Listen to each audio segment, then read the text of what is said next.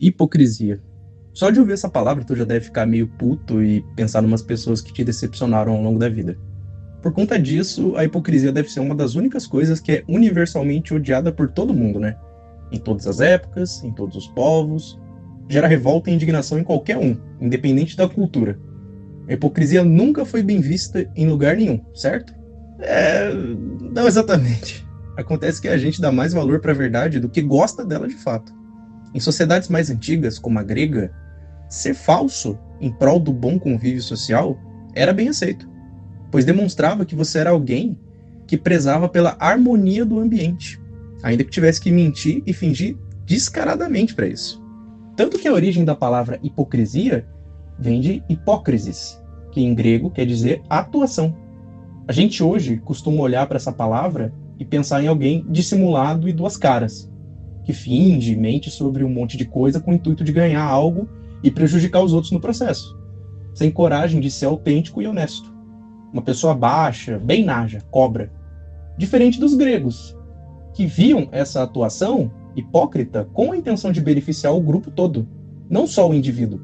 Quando alguém fingia algo ou mudava de opinião para ganhos particulares, ela era acusada de traição, não hipocrisia. Mas eu sei que você não veio aqui querendo saber se os outros povos achavam legal ou não esse tipo de coisa. Talvez para você eles eram até um bando de otário por gostar de ser enganado.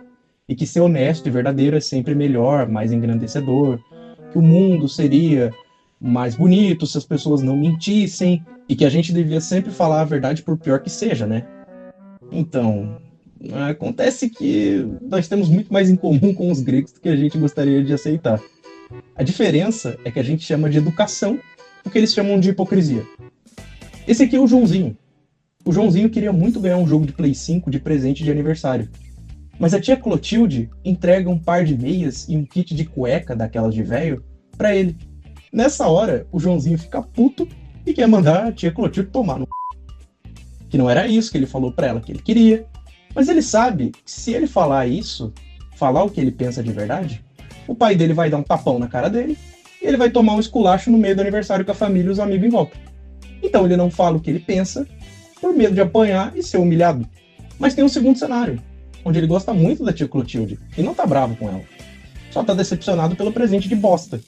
Mas como ele não quer deixar ela triste, então ele fala que ele gostou das meias para deixar ela feliz. No primeiro cenário, em que ele não xinga a tia por medo do pai, ele mentiu e fingiu que gostou do presente por medo da reação dos outros, que pudessem prejudicar ele, como tomar um tapa ou ficar de castigo. E no segundo, ele mente e finge para não deixar a tia triste. Porque a tia é importante para ele, porque ele gosta dela. Não olhando só para o próprio umbigo. O mesmo vale para você na vida adulta. Você tem vontade de mandar seu chefe irritante tomar no c... Mas você não diz isso porque se você fizer, você tá na rua. E vai ser despejado por não ter dinheiro para pagar o aluguel. Você mente e disfarça pro seu próprio bem. E mais tarde, no mesmo dia, a sua mãe te pergunta se ela tá ficando velha e acabada. E você diz que não, que ela tá bem conservada, que ela tá na melhor idade, ainda que você ache que ela esteja caindo aos pedaços. Mas você não vai falar isso pra ver a sua mãe triste, né? O que mais importa em todas essas situações não é tanto o fato de ser verdade ou mentira, mas de ser conveniente. Tanto que nós mentimos pra criança sobre morte e reprodução humana. E ninguém faz alarde ou discorda disso. Porque elas ainda não estão prontas para saber sobre esse tipo de coisa. Então a gente diz que o vovô virou uma estrelinha no céu ou que a cegonha trouxe ela.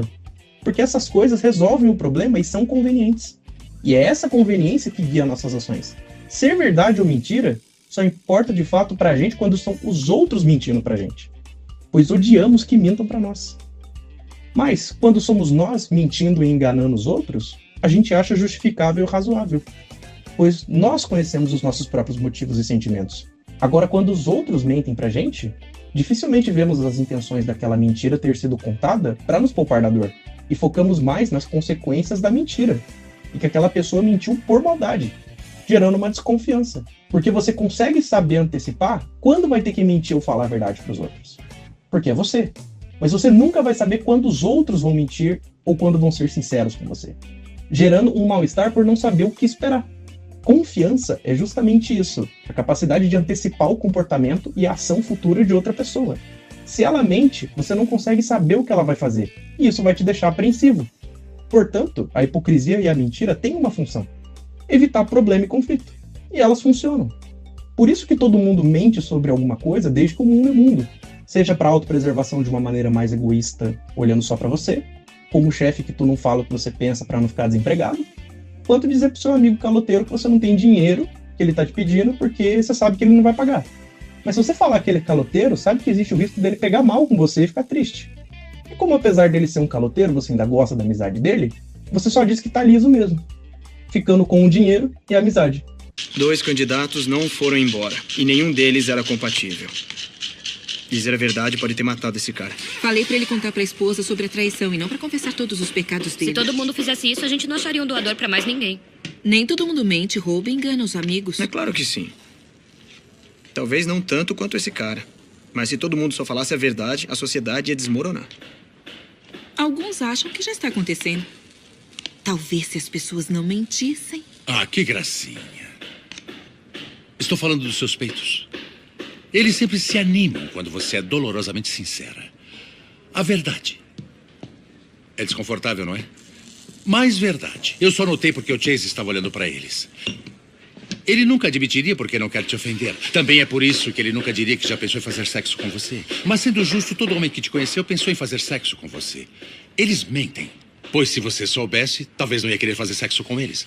E essas são só algumas das mentiras do último minuto. E essa é a maior de todas. Você já sabe disso. Mas finge que não, porque isso te faz parecer civilizada. A maioria das pessoas acha mais fácil ignorar a verdade. Dito isso, existem razões, entre aspas, plausíveis para se mentir e enganar os outros. Claro que eu não tô falando para você sair por aí aplicando o golpe do Pix, traindo as pessoas que você namora porque seria legal mentir e tal. Não. Existem situações que a verdade com certeza tem que ser dita.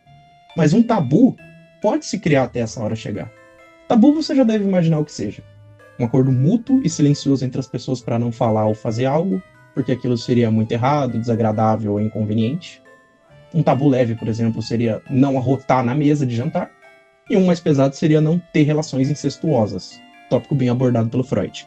O tabu gira muito mais em torno do sentimento que a gente tem diante dessas coisas do que de algum sentimento exatamente racional sobre elas. Ou seja, o tabu se sustenta muito mais pelo nosso medo de desobedecer e ser execrado pelos outros. A força da emoção que vai frear a maioria de nós na hora de tentar desafiar ele, com pensamentos do tipo, isso é feio, isso é nojento, isso é errado, o que os outros vão pensar, como vou sair na rua depois disso, vai ecoar muito mais na sua cabeça do que qualquer ponderação sobre as razões reais e racionais que tornariam alguma coisa errada. Sem pensar que é a sociedade que define os tabus, quase sempre pela mera emoção atreladas a eles.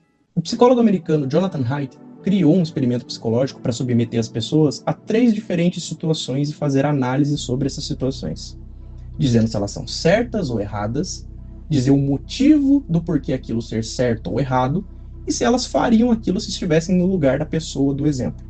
Os 3 cenários eram os seguintes. No primeiro, um homem era desafiado a tomar um suco de barata batida no liquidificador. Essa barata foi criada em laboratório e era completamente esterilizada e livre de doenças. Se ele tomasse o suco, ganharia $100. No segundo exemplo, ele fala a respeito de um casal de irmãos biológicos, que aqui eu vou chamar de André e Laila, que vão passar as férias de verão na Europa. O dinheiro fica curto e eles acabam tendo que dividir o mesmo quarto de hotel um dia antes de voltarem para casa.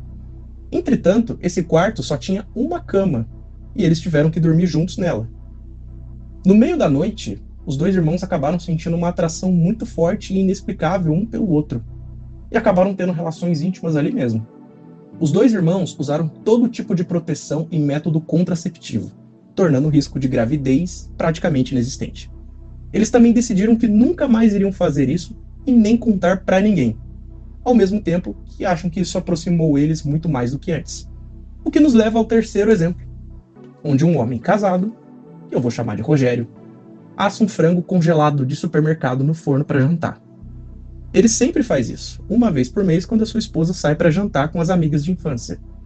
Antes de temperar o frango e colocar ele no forno para assar com batata, ele acaba enfiando o mangusto dele na carcaça do animal e usando ele quase como um brinquedo sexual antes de temperar e assar.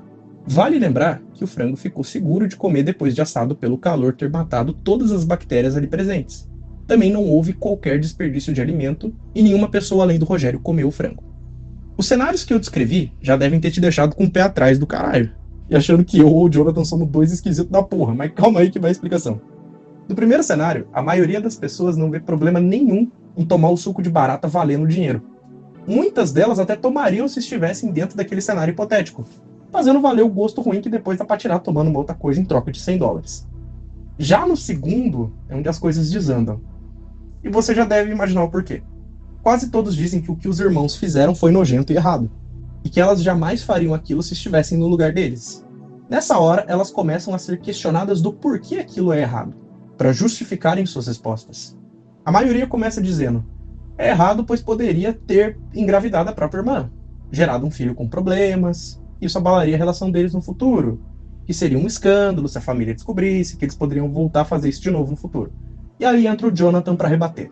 O risco de gravidez era zero devido às medidas que eles tomaram. Eles sentem que aquilo fortaleceu muito mais a amizade entre eles. Ninguém da família vai descobrir, pois eles nunca vão falar. Eles não querem repetir a dose justamente por já terem experimentado. Diante desses argumentos do Jonathan, as pessoas ficam sem ter muito o que dizer. E de repente, elas só viram e falam: é errado, pronto, acabou. É errado porque sim, porque é nojento. E o nojo, como nós bem sabemos, é uma emoção de repulsa e proteção, que nos leva a querer distância de algo pelo mal que aquilo pode nos causar. É comportamental. Só que o lance é que o nojo ele também é aprendido socialmente. Por isso que uma criança de 5 anos consegue pegar uma barata na mão sem sentir nojo. Enquanto você precisa 3 rolos de papel higiênico para jogar ela no vaso depois que você matou. Você já aprendeu a ter nojo da barata, mas aquela criança ainda não. É quando a mãe da criança diz pra ela: coisa feia, Enzo, tira a mão daí que isso é sujo, que ela aprende a ter nojo da barata. O que vale pro aprendizado de ter nojo da barata, vale para aprender qualquer outra coisa que é nojenta ou errada. Antes que você ache que o Jonathan é um fã de incesto e que ele quer que você namore a sua irmã, tenha em mente que ele apenas quer mostrar como aquilo que julgamos certo e errado tem muito mais peso emocional do que racional. Assim como um racista baseia suas emoções em argumentos puramente emotivos, com uma superficialidade aparentemente racional para ele, quando as crenças dele são derrubadas uma a uma, ele simplesmente vira e diz: eu não gosto de preto mesmo, foda-se, vou continuar não gostando. O que faz o terceiro exemplo finalizar a questão muito bem. Aquele do homem que enfia giromba na carcaça do frango. As pessoas dizem que é errado e não fariam. Dizem que é errado porque seria zoofilia e seres humanos não deveriam se relacionar com animais. O Jonathan rebate dizendo que já está morto, pronto para consumo, e que o homem do exemplo não tem qualquer tara em animais, nem está fazendo ele sofrer. Ele apenas gosta de enfiar o membro ali, por ser um orifício, da mesma forma que tem pessoas que usam melancias aquecidas no micro-ondas para enfiar o jubileu delas. Acaba que as pessoas não conseguem arrumar mais motivo para dizer o porquê daquilo ser errado ou nojento, sem simplesmente dizer porque sim. E eu acho que algo melhor ainda para ilustrar esse terceiro cenário é aquele episódio de Uma Família da Pesada que o Peter Griffin pede pro Fazão botar um ovo no vidro e estourar ele ali. Que porra é essa, meu irmão? Isso, agora vire e bote um ovo no vidro. Ah, isso. E pô, isso aqui tá errado. Você ia me dizer o que tem de errado nisso. Tá errado. Eu não sei como explicar, mas que tá errado, tá? Realmente, não tem nada que a gente possa dizer daquilo sem simplesmente falar que é bizarro e estranho, e que isso faz a gente querer ficar longe, é só isso mesmo. E eu novamente quero salientar, nem eu, nem o Jonathan, queremos que você saia por aí dando uma com a sua irmã, tomando suco de barata, ou esfregando as suas partes íntimas nos alimentos que você vai comer. Isso é só para demonstrar em como muito dos nossos julgamentos e tabus se mantêm e se dão apenas por pura emoção e tradição, onde mantemos o tabu ao longo das gerações justamente por não conseguirmos desafiá-los ou questioná-los. E justamente por causa desses tabus que a hipocrisia também vai aparecer. Pois você pode ter desejos conflitantes com a sociedade e consigo mesmo. Por exemplo, um gay que reprime sua própria sexualidade por considerar ela um pecado. Mas no mundo da fantasia, ele se esquece de Deus e da sua religião. E sonha acordado com prazeres que não se atreveria a pensar em vida. Ainda que ele jamais admita esse tipo de coisa para outros. Ele mente para si mesmo, mente para os outros, para se encaixar. O mesmo aconteceu com algumas pessoas que zoaram o Caio, aquele do vídeo do hentai, que foi pego batendo uma na escola. E quando essas pessoas que zoaram ele cresceram, passaram a demonstrar ter os mesmos interesses que ele foi zoado. A hipocrisia aparece pois os nossos desejos nem sempre estão de acordo com o que é bem visto pela sociedade. E porque a gente também muda conforme o tempo passa. Novos gostos, novas preferências vão surgindo. E a partir disso, passamos a usar uma máscara social para nos proteger e nos encaixar. Vendemos a versão mais perfeita e sem falha de nós mesmos para os outros, gerando 3 eus nesse processo. O primeiro eu vai ser aquele que grosseiramente vamos chamar de eu verdadeiro, com opiniões e desejos que podem não ser bem vistos pela sociedade. O segundo, sendo a sua tentativa de vender a sua imagem com o mínimo de falhas e defeitos o possível. Com a terceira, sendo aquilo que os outros acham que você é, ou seja, a sua reputação. Para ficar mais claro, tenta imaginar um gay enrustido que está no armário e não se assume. A homossexualidade é parte desse primeiro eu, só que ele encontra uma sociedade preconceituosa, e isso leva ele a mentir sobre a sua orientação sexual para se encaixar, gerando o segundo eu. As pessoas então compram a ideia que foi vendida a elas, de que ele seria hétero, e criam uma imagem dele na cabeça delas de quem ele é, fazendo assim você ter uma reputação, quem os outros acham que você é. E isso faz o terceiro eu ser criado, que você também tenta manter e melhorar ele na cabeça das outras pessoas, melhorar o que as pessoas pensam de você na cabeça delas. Tudo isso que eu mencionei surgiu pelo fato de sermos um ser social, em que o trabalho em grupo e a permanência dentro desse mesmo grupo foi fundamental para a sobrevivência e a perpetuação da nossa espécie. Quem não estava de acordo com a norma do grupo podia ser expulso dele e mandado para a floresta ficar sozinho, aumentando as suas chances de morrer para 99%. O desejo de querer ser normal vem justamente daí. Ser normal significa ser aceito e reconhecido como parte do grupo, parte do bando. E ser parte do bando trazia tranquilidade para o nosso cérebro, pois assegurava a nossa sobrevivência e permanência no bando. Eu sei que isso pode soar estranho e que a gente não vive mais na savana africana com um leão espreitando cada arbusto. Mas o nosso cérebro, nas estruturas mais primitivas, ainda acha que a gente está lá. Ele ainda é praticamente o mesmo de 80 mil anos atrás. Experimenta chegar para uma criança que você nunca viu na vida e depois de conversar com ela ali, você nunca mais vai ver ela também. Chama ela de feia, boba ou burra. Duas uma. Ou ela vai te enfrentar e dizer que o feio é você, que o bobo é você, ou ela vai chorar. E o choro pode ter 2 significados. Ela pode tentar chamar alguém que vai proteger ela de você, geralmente o pai ou a mãe, ou o choro significa a derrota. Mas como assim a derrota? Que porra de luta é essa que saiu derrotado? A luta de que ela enxerga você como alguém que está tentando pôr ela para fora do grupo e isolar ela na floresta. Apontar características consideradas negativas como feia e boba fariam os outros olhar para ela e pensar que por ela ser um peso, ela poderia ser posta para fora do grupo por nos atrasar.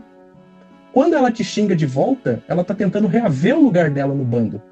E quando ela chora, ela ao mesmo tempo tenta chamar ajuda, quanto pode ser para se lamentar que vai acabar morrendo. Interpreta aquilo como aproximação da morte. Eu sei que parece que alguém fumou a boca inteira para inventar uma explicação dessa.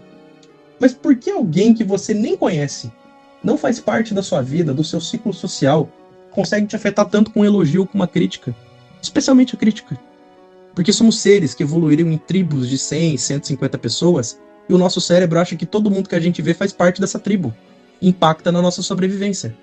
É por isso que ele dá tanto valor para a opinião de gente relevante na sua vida. Ser julgado é ruim, porque para o nosso cérebro isso significa correr o risco de morrer, de não ser visto como adequado e posto para fora do grupo, te aproximando da morte.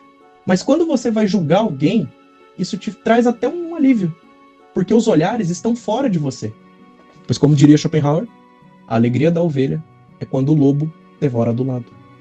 E quando juntamos um indivíduo que depende do coletivo com as diferenças de cada um que compõem esse coletivo e tem seus próprios interesses e desejos individuais, nasce a hipocrisia e a mentira, para conseguir realizar a si mesmo, ao mesmo tempo que mantém a sua permanência dentro do grupo, por muitos dos seus desejos particulares serem vistos como prejudiciais dentro do grupo, ou errados mesmo. E com isso, significaria que todos nós somos mentirosos, hipócritas ou omissos? Não. Assim como por você ter cozinhado uma vez na sua vida, isso não faz de você um chefe de cozinha. Mas que todos nós fazemos isso de vez em quando. E quem faz isso mais do que o normal e mais do que deveria, especialmente quando é só para ter ganho próprio, é quem realmente deveria ser chamado de mentiroso e hipócrita.